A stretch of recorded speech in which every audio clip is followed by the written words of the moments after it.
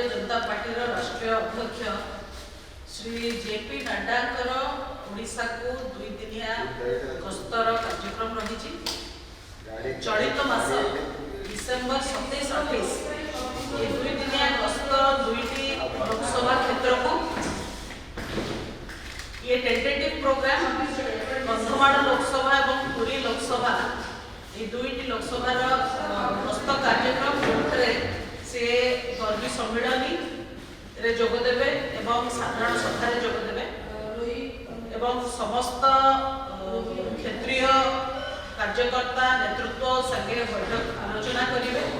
एवं राज्य नेतृत्व संग आलोचना करेंगे एमती 2 दिनिया टेंटेटिव प्रोग्राम जमती जमती प्रोग्राम फाइनलाइज हम और डिटेल्स आसो मो सहित शेयर फोकस कौन रहे देखो तो पार्टी भारतीय जनता पार्टी गोटे संगठन आधारित दल कार्यकर्ता आधारित दल संगठन को केते गुरुत्व दिया जाए हमें गोटे मूल आइडियोलॉजी रे काम करूछु निर्वाचन गोटे राजनीतिक दलर स्वाभाविक प्रक्रिया निर्वाचन आसे जाए किंतु संगठन सब बेले सुदृढ़ हेकी रहू दलर विस्तार हो यही मोटरे आज भारतीय जनता पार्टी विश्वर सर्वबृहत राजनैतिक दल हो पारिछि एवं मूल मंत्र आमर समाजर शेष धाड़ी में ठिया होइतिबा व्यक्ति को आमे केमती पहुंची पारिबु सरकारी योजनार लाभ केमती तांका पाखरे पहुंचे पारिबु ए योजना रे पार्टी काम हर करूछि तेणु संगठन विस्तार पाई कि जेतेबेले दलीय नेतृत्व दलर सर्वोच्च नेतृत्व आसंती स्वाभाविक भाव में संगठन सुदृढ़ हुए तार समीक्षा हुए रिव्यू हुए पार्टी को निर्वाचन दृष्टि प्रस्तुत करा जाए ये सब हमर एजेंडा रे अछि इलेक्शन रेडी करबा प्लस संगठन को सुदृढ़ राष्ट्रपति कार्यक्रम जो पूरी और कंधमाल सही जगह हो सही लोकसभा क्षेत्र भीतर को पर्टिकुलर जगह अब जाके फाइनल करा ही नै जेहेतु सिक्योरिटी कंपल्सन भी रही तापर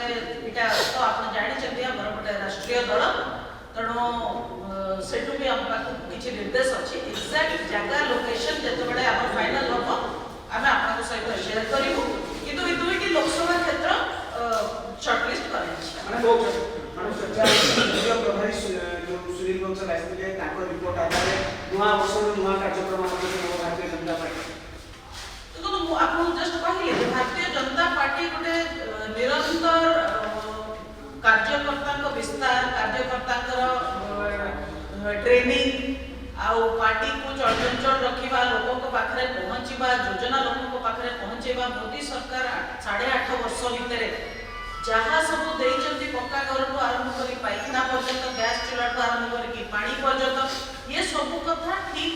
असल हिताधिकारी पाखे पहुँचब एटा किए एनश्योर कर एटा तृणमूल स्तर में रहिबा कार्यकर्ता एनश्योर कर नले तो जोठी जो शासक दल अच्छी विजु जनता दल भाई से बाटबणा करेंगे तो कार्यकर्ता जो गुरुत्वपूर्ण कामटा अच्छे ताको मार्गदर्शन दबाटा ही नेता काम एवं यही परिप्रेक्षी में जेपी नड्डा जी दल को सुदृढ़ करने आसुचंती आमर निरंतर पार्टी समीक्षा पार्टी को आहरी केमती आम विस्तार करूँ दल को